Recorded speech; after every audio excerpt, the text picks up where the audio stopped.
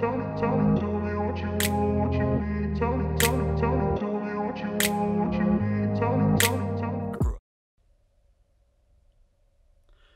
in July, I covered the story of a UK major television shopping channel, Ideal World, and the fact that it had gone into administration. There's been a few updates since, but the latest one does seem that the brand itself, at least, if nothing else, has been saved and will, well, I say saved, quote unquote saved, and will live on through its new purchaser, TJC, a rival shopping channel, at least the group behind the group of channels TJC. I'll explain it a little bit more. On the 3rd of July at 3 PM, Ideal World ceased broadcasting and went into administration. I talked about in that previous video about how they'd gone into administration, the staff had been made redundant, and obviously the outcome at that stage really didn't look good. I've decided pretty much soon after I made that video to follow this story because I wanted to see what the outcome would be, what would happen in this, and there were several contributing factors in my decision. One of the main ways that I did keep up to date with this was a UK government website called Companies House, which is a free website where you can see public filings from, and in occasions like this, on behalf of various different businesses. And there's been a few updates and a few filings on that website since from Kroll Advisory Limited, who are the administrators for Ideal World.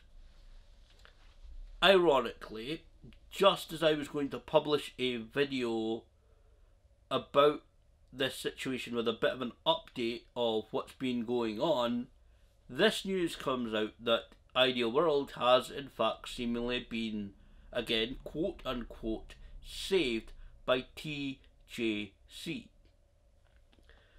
In that previously recorded video, which is obviously ridiculous, no point in uploading it now, I talked about a new document, a recent document anyway, that was uploaded to that to Companies House by the administrators on the 8th of September. At least it was released to the public on the 8th. Sometimes these documents can take several days of processing. It was a document called Statement of Administrators Proposals, which is basically outlaying potential exit plans from administration of whatever company they are administrating, or whatever the term is. But certainly Kroll Advisory were saying, right, well, these are the paths that we could possibly go down to settle this matter.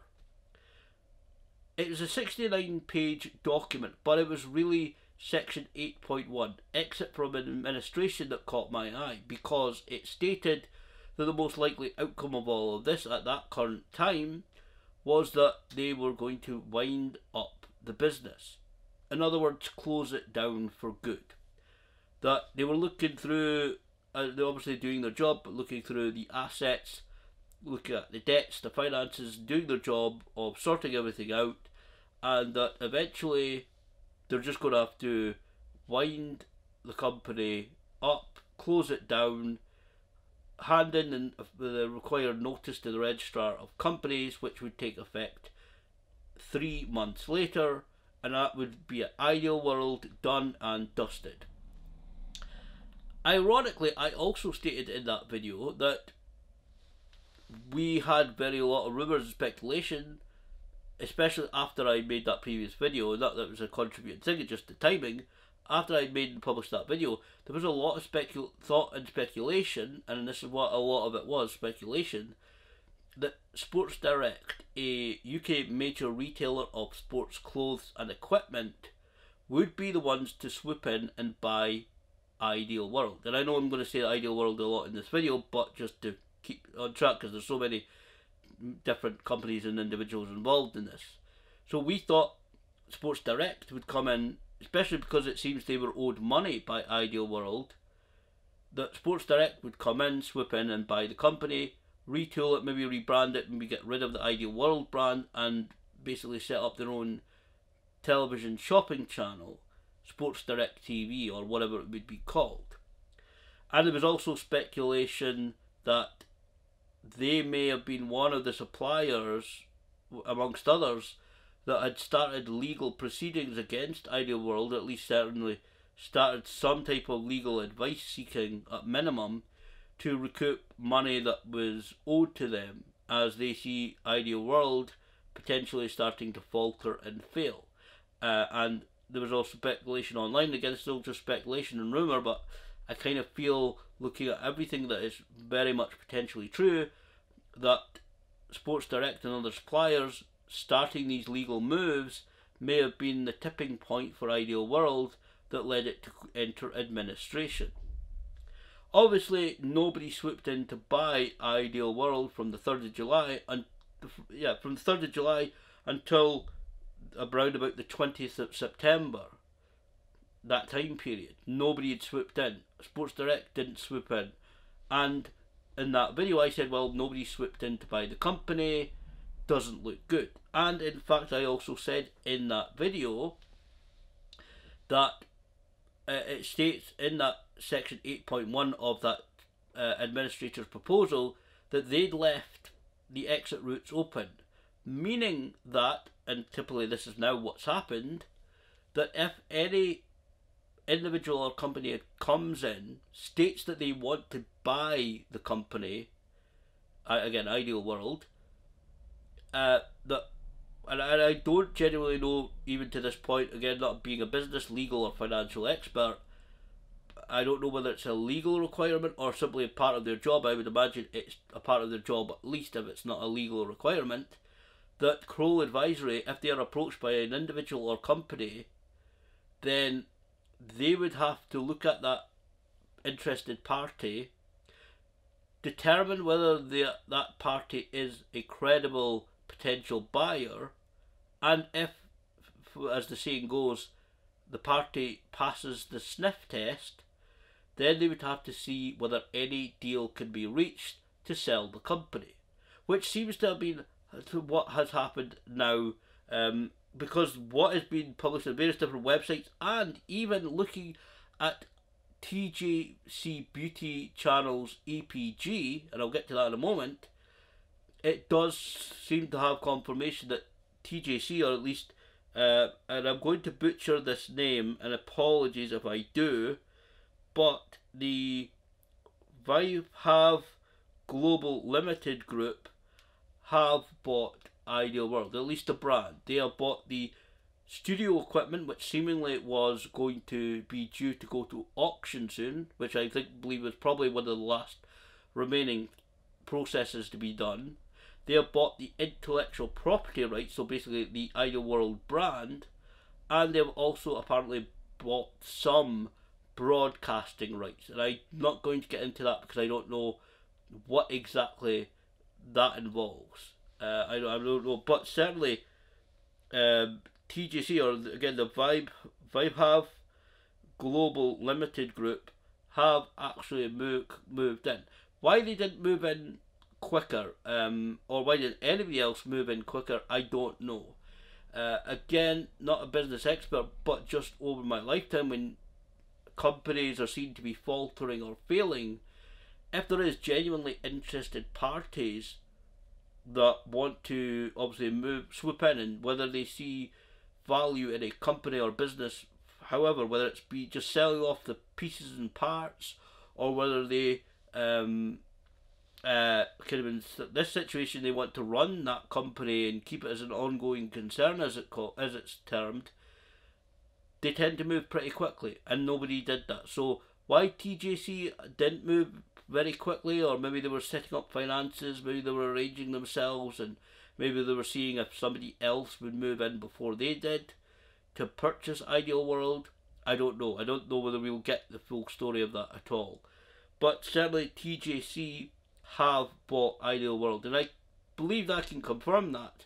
Again, there's been no hugely public statement Apart from a comment from, again, Vaibhav Global Limited and Mr. Sunil Agrawal, Agrawal, again, apologies if I'm butchering name, who is apparently the managing director, that says, "We welcome Ideal World to the VGL Group. Over the years, Ideal World has created a unique position for itself in the teleshopping industry. We expect this transaction to create synergies and help us continue market-leading growth." That leads me to the broadcasting rights, and I don't know all about these and how they work. But I do know that if you go into the TJC Beauty channel and go into their EPG, the electronic programming guide, or just go on your TV guide and go to 668, I believe it is, certainly the TJ Beauty side, because it says a couple of different channels here. I think that the part that I'm looking at now gets it wrong. I believe there was a reply saying it's actually 668 instead of 688 as it states on here. But if you look at the TJC Beauty channel EPG, if you flick through to, just as I record this, I'm recording this on Wednesday night. If you flick through just to Friday, which would be the 28th of September, if you look at that at 12 p.m, so that's obviously going into the afternoon, it seems that TJC are relaunching Ideal World, replacing TJC Beauty. So they're moving very, very quickly in terms of relaunching Ideal World. It seems that, again, the reports that I'm reading, that they acquired the rights on the 23rd of September, and so they're going to release launch Ideal World in just a couple of days, just 3 or 4 days. Within 3 or 4 days, they are going to again, the 28th. So within 5 days, let's say, they are going to relaunch Ideal World, and again replace TJC Beauty channel, which is also it's already well, it's later, so I think they broadcast early in the morning, certainly on the Sky platform that I have. But certainly it seems that again, the Vaibhav Group, the owners of TJC, the jewellery channel group, are moving very, very quickly now to relaunch Ideal World. And it seems potentially, according, again, a couple of the articles that I've read and a couple of bits of screenshots that I've got on my phone here, that's about perhaps a little bit about broadcasting rights. Obviously, there is limits for these broadcasters like Sky and Virgins and the Freeviews, where obviously if a channel is off air for an extended period of time, then basically whatever channel that it was broadcasting, I believe it's a 12-week period potentially. There's different suggestions on a couple of these different things, but it says certainly under Freeview channel listings. I think Sky though has eliminated channels from their kind of service effective as the channel goes out of business. We've seen that previously with other shopping channels, like the auction ones that went out of business, Bid Up and Stuff TV. The Bid Up and Price Drop, I think it was the two auction channels. They got themselves in a bit of trouble and then went out of business. But certainly, so I think some of the broadcast rights to particular channels are expiring. So I think for TJC to be able to broadcast Ideal World, they have to kind of move pretty quickly, so that may be part of it. But certainly Ideal World has been seemingly quote unquote saved, at least to a degree of the brand. Again, the studio equipment, the intellectual property, basically the Ideal World name and trademarks and copyrights, and some of the broadcasting rights. So that's basically what TJC have bought. In terms of, first of all, the staff, I don't know where TJC is based. I doubt they're based in Peterborough. I doubt that there will be much use of any for any of the staff. I would love to see some of the staff kind of get jobs if any of them are still out of work, which I'm guessing probably some may be still out of work. But I think TGC may even be like London. I don't know. Maybe we should have looked into it, but certainly it's not going to obviously be the same exact channel. It's going to probably, even if they use the same logos that Ideal World were using near the end, I could obviously see them revamping and re-logoing it and reimagining Ideal World to their own look as time goes on, even if they relaunch this coming Friday with kind of the old existing graphics and stuff. I could see that potentially happening until they kind of have their own stuff ready. And then again, they might have their own re-logoed stuff and rebranded stuff already as well. So it's unfortunate because obviously it doesn't look like there's going to be much call for their staff. In terms of creditors as well, I don't know how that's going to work. Are creditors going to get any money from this deal? I talked again in that previously recorded video about how I'm sure there are videos on YouTube about administration and how they decide which creditors should be seen as kind of important in terms of, well, we've only got so much finances. We'll try and we'll try and pay off A, B, and C, and D, E, and F. We'll maybe have to wait and see whether A, B, and C, can reach deal. Because again, without trying to make this video too long, we always hear about creditors, people or individuals or companies owed money being offered a percentage of the money that they're owed. For example, 10 pence for every pound that they're owed. And we hear about that kind of thing all the time.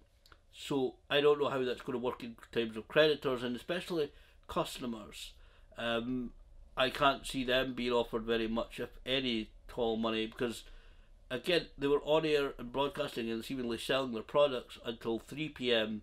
on the 3rd of July. So they were open for orders until then, I believe. And so whether I can certainly see, without going into it, I can certainly see there are probably members of the public who have lost the money, who have ordered a product, maybe the money's come out their account, and I don't see them getting at this stage, getting their money back. If I'm honest, a lot of them, they'll may very well lose out on money. I know if you pay by credit card, you can do that chargeback thing where the bank will give you the money, but then I think the bank will go after the company for the money. Some people may have been saved that way if they've been paid with credit card, but I think there's a lot of individuals, whether it be members of the public who are customers or individuals in companies who are suppliers, etc., who are owed money. I can see quite a number of them still obviously losing out on money, because obviously this is administration, this situation. If Ideal World had the money to pay all its suppliers, etc., they wouldn't be in this situation, or they wouldn't have been in the situation that they were now that they've been bought. And so I don't, again, not a business or legal expert, so can't comment on how this will work legally and whether it's now absolved from any debts to any particular people or individuals. But certainly Ideal World as a brand will live on, continue on. It's been quote unquote saved because it's not going to be completely the same company. Although I think history wise it's more likely to be the same company than, like, say, some football clubs that go kind of basically bankrupt and have to drop down divisions. So certainly it's an interesting situation, but still I feel overall, although Ideal World again has been quote unquote saved, I think this is still overall a kind of quite a sad story, and I don't think we should lose the focus on the fact that customers and different companies, through no fault of their own, will be owed money. And of course, one of the majorly sad factors on this is that Ideal World staff were made redundant. Those, and I'm talking about the hard-working, generally good staff, the ones that went in, whether it be the warehouse workers, middle management, studio presenters, studio staff, just the people that took the orders on the websites and on the phones, the general staff that would go in, work hard, want to provide for their families, do their jobs to the best of their abilities, day in, day out. They've all lost their jobs. There was around about, at least nearly 180 odd people that lost their jobs back in July. So it's overall, I don't want to lose the focus on that, because that's really the kind of, although it's obviously a business story, like a few stories lately about the cost of living crisis and other, even watched a couple of documentaries about things like Bitcoin lately, it still has affected real people. Real people have lost their jobs and lost their livelihoods, and obviously have concerns about paying bills, etc. Stuff right now. So Ideal World has been quote unquote been saved, and we'll see how it continues and see whether it is a success under TJC.